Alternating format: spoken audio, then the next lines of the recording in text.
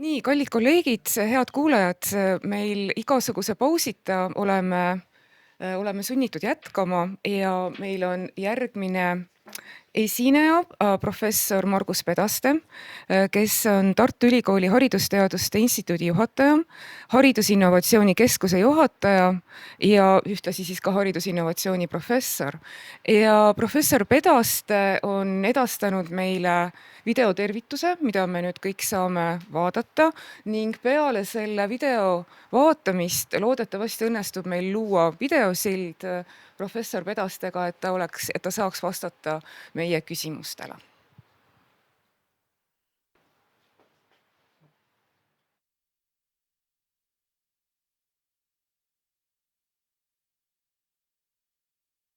Tere! Olen Margus Pedaste, haridusteadlane, hingelt õpetaja ja loomult süsteemi inimene. Minu alma materiks on Tartu Ülikool, kuid mind on palju mõjutanud ka Stanfordi ülikool ja University of California Berkeley's, kus mul on olnud võimalus toimetada külalisteadlasena.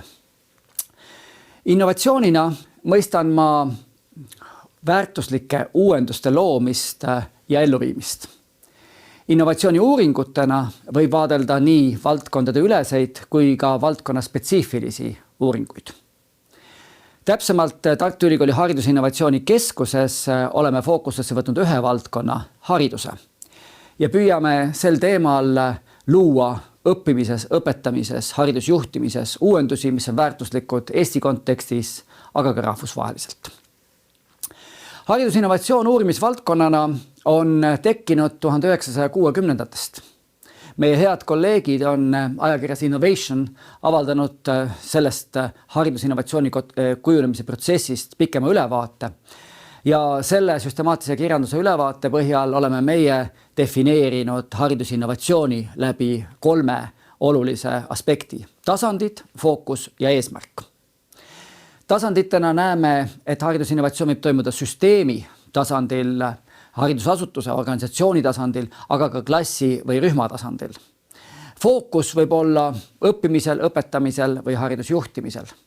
Ja eesmärgiks on ikkagi uuenduste loomine ja nende elluviimine, rakendamine. Me oleme Tartu Ülikoolis kokku toonud uurimisrühma, kuhu kuuluvad teadlased erinevatest valdkondadest, haridusteadlased, majandusteadlased, aga ka hariduspraktikud, näiteks haridusjuhid, ametnikud, üliõpilased ja ka ettevõtjate esindajad. Ning üheskoos me täpsemalt uurimegi makrotasandil näiteks seda, kuidas kujundada hariduse eelarvet, rahastamist nii riiklikul, kohaliku omavalitsuse kui ka organisatsiooni tasandil. Kuidas kujundada haridusvõrku, mis vajab Eestis selgelt korrastamist. Mesotasandil näiteks, kuidas eestvedamist juhtimisel korraldada erinevates haridusasutustes ja mikrotasandil innovatsiooni õppetöös. Me püüame lahendada üheskoos erinevaid probleeme. Üks nendest probleemidest, mis meid hästi vaevab, kõnetab, on see, kuidas haridusjuhtimine toimub Eestis erinevatel tasanditel, kuidas hariduspoliitika kujuneb. Me näeme siin, et paljud reformid sünnivad ilma vajaliku tõenduspõhise aluseta. Me näeme siin, et otsused sünnivad sageli teadusele tuginemata ja see on see koht, kus ülikoolidega, aga ka Teaduste Akadeemia peaks saama võtta suurema vastutuse, et pakkuda erinevatele otsustajatele võimalust tugineda paremale teadusuuringule, on see siis Eestis või rahvusvaheliselt tehtud.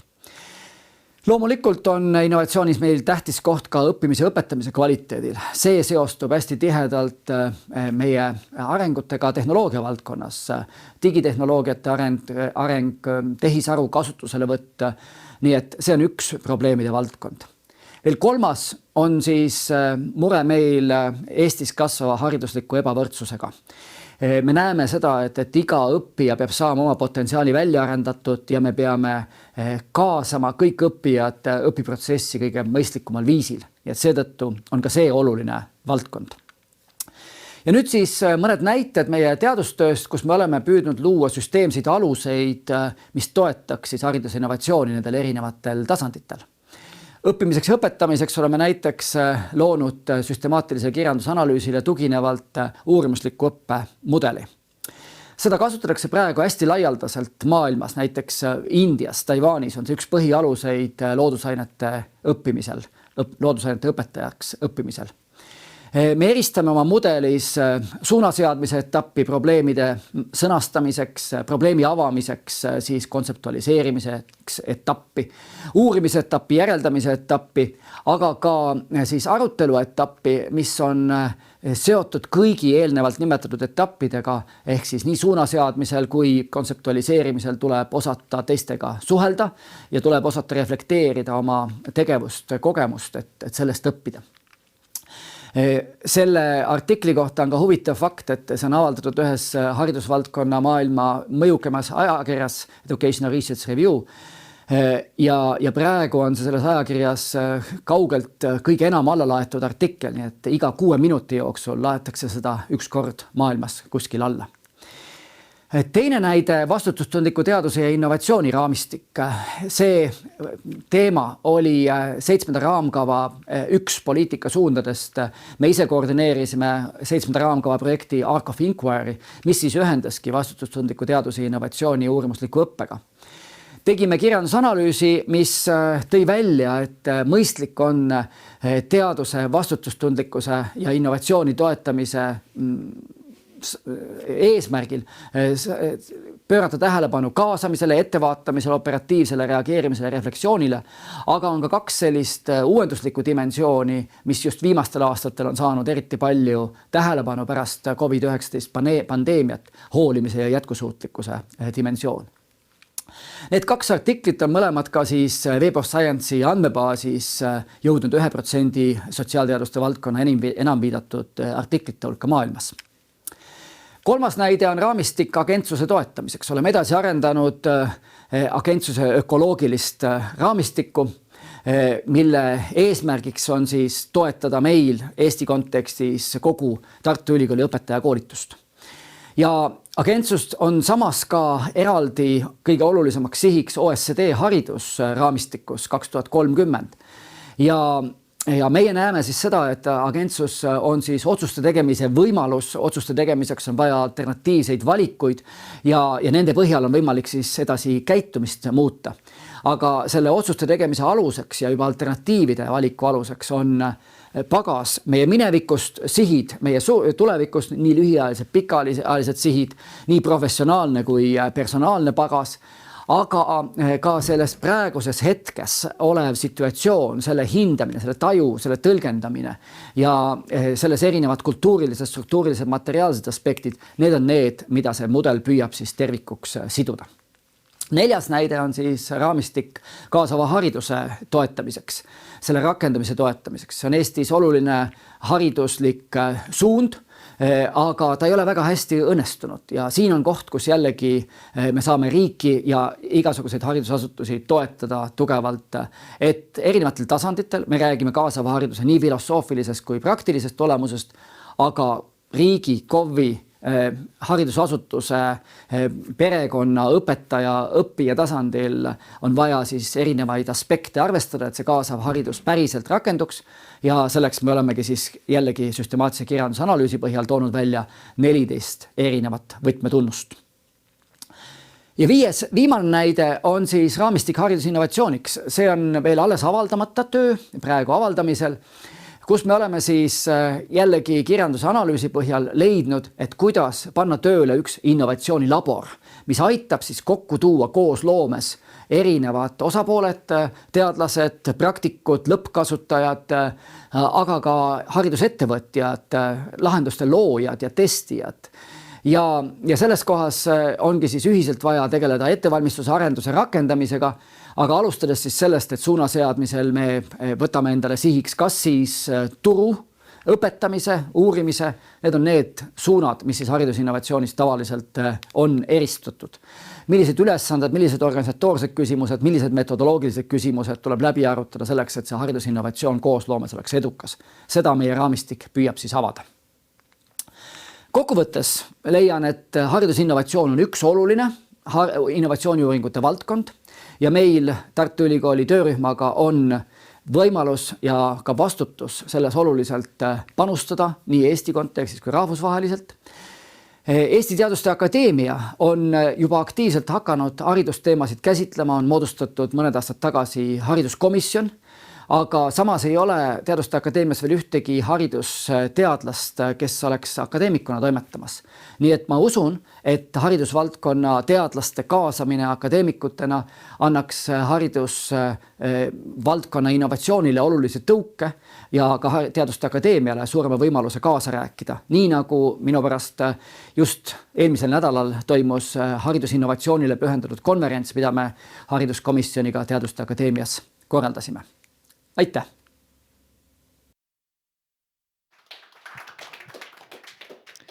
Nii suur tänu professor Pedastele ettekande eest ja mulle tundub, et meil on õnnestunud luua videosild. Professor Pedaste, kas te olete kuuldel? No tere! Kui ma kuulda olen, siis tervitused teile Jaapanist Hiroshimast.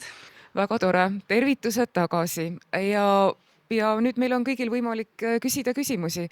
Et akadeemik Vilo, kas te soovite kohe küsida esimese küsimuse selle kohta, kuidas innovatsiooni on võimalik õpetada või professor Pedaste ettekanne andis vastuse? Et lihtsalt täpsustuseks, et professor Jaak Vilo on küsinud kõikidelt eelnevatelt akadeemikukandidaatidelt, et kuidas innovaatilisust on võimalik õpetada ja mulle tundus, et me võiksime võib-olla kohe alustada selle küsimusega. Aitäh! Jah, mina süsteemi inimesena just lookski nii-öelda süsteemi selleks, et milliseid erinevaid elemente me selles kohas peame nägema, nii et me näeme siin ühelt poolt kõigepealt seda, et meil on vaja innovatsiooni luua, uuendusi, väärtuslikke uuendusi luua ja teiselt poolt meil on vaja neid väärtuslikke uuendusi ka vaja ellu viia. Nii et loomise juures, mis on ka praegu siis OECD tuleviku kompetentside juures hästi nagu välja toodud, on ühelt poolt on vaja loovust arendada. Nii et see on esimene asi, me peame loovuse arendamiseks suurendama inimeste vabadust ise otsustada. Ja see on see koht, kus ma hüppan niimoodi Eesti haridussüsteemi juurde, kus meil tegelikult on hästi palju ära reglementeeritud praegu. Nii et esimene asi, me peame vähendame seda, mida me kirjutame ette näiteks riiklikes õppekavades, mis on üldhariduskoolides või ka juba lasteaedades, ja andma rohkem vabadust õpetajatel ise vastutada ja otsustada, mida ja kuidas õpetada, ja sealt edasi juba andma ka järk-järgult vabadust ja vastutust õppijatele ise otsustada, mida ja kuidas teha õpiprotsessi käigus. Nii et sellest on head näited, kuidas seda on nagu võimalik samm-sammult teha. Loomulikult ei saa kohe oodata suurt innovatsiooni lastelt endilt, aga järgmine saab sinna liikuda. Ja teiselt poolt nüüd selle elluviimise koha peal on jällegi vaja hästi palju koostööd. Ehk siis me tegelikult peaksime ühe sellise üldpädevusena palju rohkem tooma fookusesse koostööpädevuse. Ja see on see koht, kus ma olen varem ka rääkinud sellist nagu mõtet, et ma leian, et meil on liiga palju sellist indiviidipõhist hindamist ja indiviidipõhiste tegevuste väärtustamist. Võime mõelda, et näiteks kõik doktoritööd kaitstakse meil üksi. Kõik riigieksamid tehakse meil üksi. Üldiselt ka paljude õppeainete, ainekursuste hindamine, ükskõik kas on ülikoolis või koolis, käib üksi. Ja pärast, kui me tahame, et need inimesed hakkaksid tööle, päriselt mingeid muutusi ellu viima, siis me tahame, et nad töötaksid rühmades. Siis me väärtustame hoopis seda, et me teame, et enamasti on töörühmas tehtud töö palju tulemuslikum. On see teadusartikkel, teadusprojekt, mis iganes ühesõnaga ja sama ka koolitasandil õpetaja töös. Nii et me peaksime andma vabadust, et see võimaldaks võtta vastutust, suurendaks loovust ja teiselt poolt siis suurendama koostööoskusi. Suur tänu. Ja, tere Margus. Sama küsimus on natuke teises sõnastuses, et sa tõesti andsid ülevaate päris muljetavaldavast hulgast peentest ja komplekssetest raamistikest. Aga kuidas sa ise hindad, kui paljud neist raamistikest on jõudnud kasutusse ehk asunud reaalselt haridussüsteemi muutma? Ja küsimus on ka see tagapõhi, et minu enda kogemus kinnitab, et haridussüsteem ei ole tingimata kõige aldim uuendusi või innovatsiooni vastu võtma. Ehk siis, kuidas sa hindad just nimelt seda oma teadustöö rakenduslikku mõõdet reaalses kas Eesti või rahvusvahelises koolisüsteemis? Ja aitäh. Õnneks meil on õnnestunud osa nendest mudelitest päris hästi rakendusse viia. Kuidas me seda teinud oleme? Kui ma räägin uurimusliku õppemudelist, siis tõepoolest me oleme kaasa rääkinud Eesti riiklike õppekavade koostamises ja täna juba tegelikult paarkümmend aastat on uurimuslik lähenemine loodusainete õpetamisel Eestis suhteliselt levinud, sest 2004 oli see, kui see sai bioloogiaõpetajate ühingu eestvõtte, mida ma tol hetkel juhtisin, viidud riiklikesse õppekavadesse ja ta on suhteliselt levinud. No teine asi, kuidas seda me oleme teinud, ongi siis rahvusvahelistes projektides oleme tihti arendanud välja õpikeskkondi, milles on võimalik siis uurimusliku mudeli alusel töötada, õppida erinevaid asju ja see on üks tee.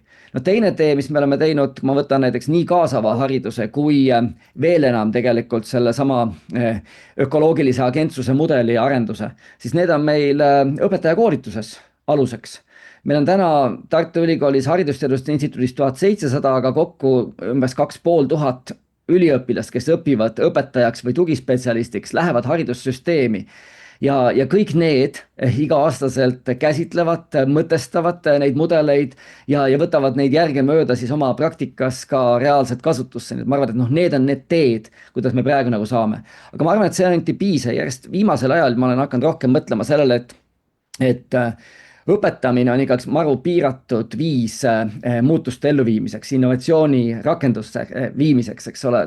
Et seepärast ma innustan järgemööda oma kolleege ja mõtlen ise ka sellele. Näiteks me praegu siin just nädala pärast enam-vähem on Tartu Ülikoolis eksperimentaalarendusgrantide esitamise tähtaeg ja varsti tuleb üleriigiline analoogne asi, et minu arust tuleb mõelda rohkem kastist välja, näiteks kas või erinevate õpimängude loomisele, mis võimaldaks innovatsioonipädevust hakata arendama juba lasteaiast, lastetoast kodus, et on põnev asi, mida lastega koos vanematel mängida ja sealt edasi loomulikult ka kooli ja edasi, et ka kõrgkooli tasemel võib täiesti mängida, kui see on nii-öelda tõsine mäng, mille eesmärk ei ole lihtsalt midagi toredat teha, vaid mille eesmärk on selgelt arendada konkreetseid pädevusi ja mille nii-öelda arendav mõju on ka uuringutes tõendatud, nii et see, ma arvan, on ülikooli roll, edasi on juba siis hargettevõtete roll võib-olla see, et seda levitada. Ja mul on tegelikult väga sarnane küsimus eelnevale, et tahtsin küsida, et kui peaks tooma välja ühe haridusuuenduse, mis on Eestis rakendatud ja teie uurimisrühma poolt välja töötatud, mis see oleks, mille üle te kõige rohkem uhke olete? Ma olen ikka selle uurimusliku õppemudeli rakendamise üle, sest võib-olla tõesti ma praegu hetkel olen siin Jaapanis, eks ole, kui siin mõni inimene näeb minu nime selle konverentsi sildi peal, eks ole, siis tuleb kohe küsima, aga ma tahaks sellest mudelist rääkida, me kasutame seda, eks ole, ka hästi aktiivselt oma õpetajate koolitamisel, et sellised asjad, võib-olla seda Eestis nii palju ei kohta, aga samas ma näen tõepoolest ühesõnaga, et meil on erinevaid õppematerjale loodud õpetamiseks hästi-hästi palju, tuginevalt just nimelt selle samale uurimusliku õppemudelile, et selle üle ma olen õnnelik. Ma ise oletan, mida on praktiliselt võimatu nagu tõestada, me ei saa nii-öelda kontrollrühma kõrvale võtta, et sellel on oma suur roll ka sellele PISA edule võib-olla loodusteadustes, mis on ajakirjandusest üldiselt teada, et see on üks võimalus, sest tõepoolest ka PISA uuringus väärtustatakse just mitte niivõrd faktiteadmisi, vaid just seda, kuidas uurida, kuidas probleeme lahendada uurimuslikul viisil, kuigi uurimuslik lähenemine ei ole loomulikult ainus viis avastuste tegemiseks, probleemide lahendamiseks. Ja, aitäh. Väga huvitav. Ma küsin ka selle PISA kohta, et Eesti on olnud nüüd kaunis edukas. 15 aastat tagasi Soome oli tipus, nüüd on kukkunud nagu kivi. Kuidas seda vältida Eesti puhul? Ja teine küsimus, kui me vaatame PISA-t, siis me oleme väga rõõmsad, kui me vaatame ülikoolide rankinguid ehk kõrgharidust, siis võib-olla nii suurt põhjust rõõmustamiseks ei ole. Me oleme seal kuskil 300 alates. Kuidas seda parandada? Aitäh, 2 küsimust. Kõigepealt loomulikult, kui me võrdleme Soomega, siis ega Eesti on olnud ka seal päris tipus suhteliselt algusest peale, kui me PISA-s oleme osalenud. Aga kõik on nii-öelda suhteline.